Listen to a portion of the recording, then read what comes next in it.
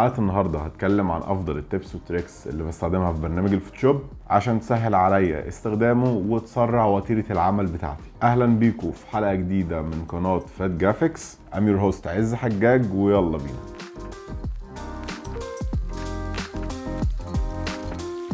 أول تريك معانا وهي لها علاقة بالايدروبر تول. التريك ده هتساعدك جدا لما تبقى عايز تسامبل كلر من أي صورة سواء على النت او سكرين شوت او في الجهاز بتاعك ذات نفسه. بدل ما تضطر تاخد سكرين شوت او تحمل الصورة وتفتحها في الفوتوشوب، ممكن ببساطة ان انت تعمل فوتوشوب كده وانت ماسك الايدروبر تول تدوس وكليك ودراج وتقدر تعمل سامبل للكلر من اي حتة زي ما انتوا شايفين هنا كده في الفور جراوند كلر بيتغير معايا على حسب الالوان اللي هنا.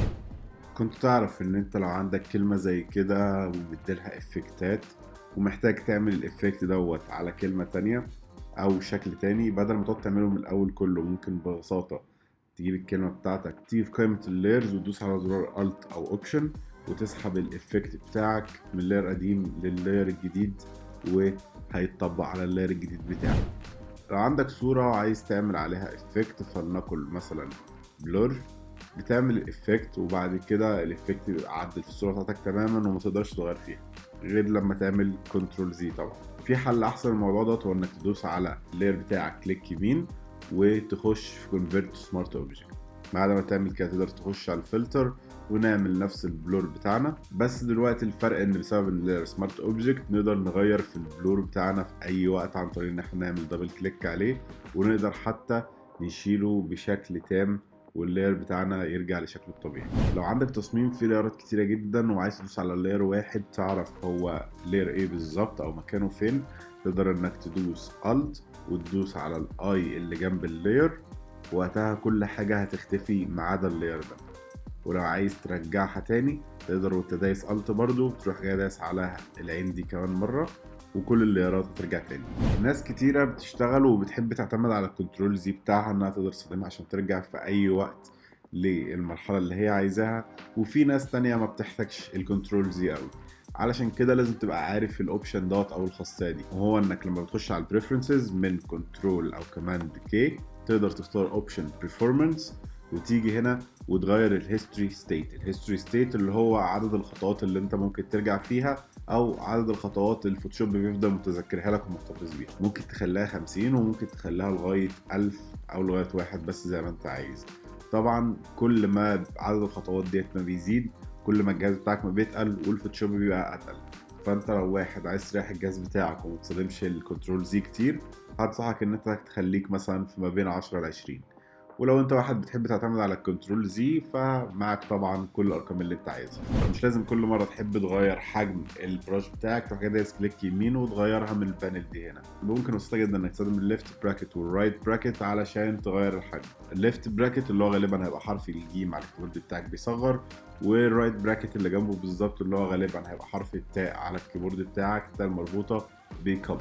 لو انت شغال في لاير وفي دوكيمنت في تفاصيل صغيره قوي جوه وعايز تخرج بسرعة للحظة سريعة تبص على الدوكيمنت كامل او التصميم كامل عامل ازاي، او ان انت تغير المنطقة اللي انت فيها بسرعة بس من غير ما تقعد تعمل زوم اوت لغاية بره خالص، تقدر ببساطة انك تدوس على حرف الاتش وتروح جاي عامل دراج. هيبقى معاك المربع ده كده، ممكن تفضل باصص على الصورة الكاملة لو انت عايز، ولما تحب انك تعمل زوم ان تاني في المكان اللي انت عايزه او حتى تغير المكان لحتة تانية، كل عليك انك ترفع صباعك من على حرف الاتش او الماوس وهتعمل زوم ان زي ما انت كنت عامل قبل كده. من اهم الاوبشنز بالنسبة لي واللي مستحيل اقدر استخدم فوتوشوب من غيرها ابدا وهو الاوفر سكرول.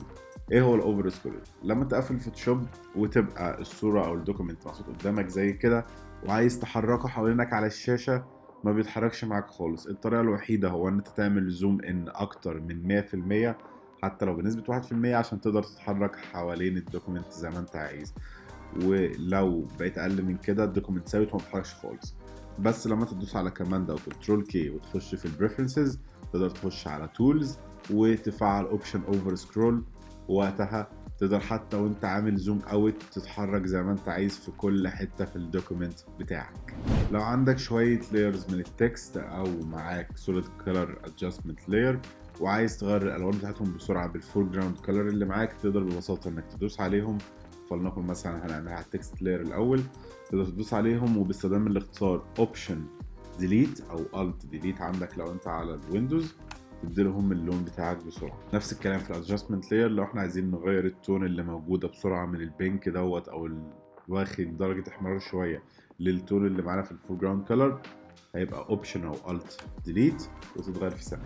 كنت تعرف ان انت ممكن في خلال عملك للسلكشن لو مش عاجبك المكان اللي انت بدأت منه، ممكن تدوس على المسطره وتحرك السلكشن في المكان اللي انت عايزه في الدوكيمنت بشكل كامل. برضو هل كنت تعرف انك بعد ما تعمل السلكشن ممكن تخش على قائمة سيلكت وتعمل ترانسفورم سيلكشن، وقتها تقدر تغير حجم السيلكشن والمكان بتاعه بالشكل اللي انت عايزه. فعندك صورة زي كده، وفلنقل مثلا عايز تاخد واحدة من الساينز ديت تكبرها وتعرضها لوحدها، تقدر من الكروب تول تاخد اوبشن برسبكتيف كروب تول وتعمل فيها هنا زوم ان، وببساطة تقدر انك تعمل كليك على كل طرف فيها حوالين المربع كده اهو، واول ما تبقى دان تدوس على علامة الصح فوق والصورة هتطلع لك بالشكل الستريت بتاعك. لو عندك صورة معوجة زي كده وعايز تظبطها، ممكن برضو من الكروب تول تخش تختار اوبشن ستريتن، وتيجي ببساطة في الصورة بتاعتك تختار اي لاين المفروض كان انه ستريت وتمشي عليه كده اهو، والصورة هتتعدل في ثانية واحدة كده.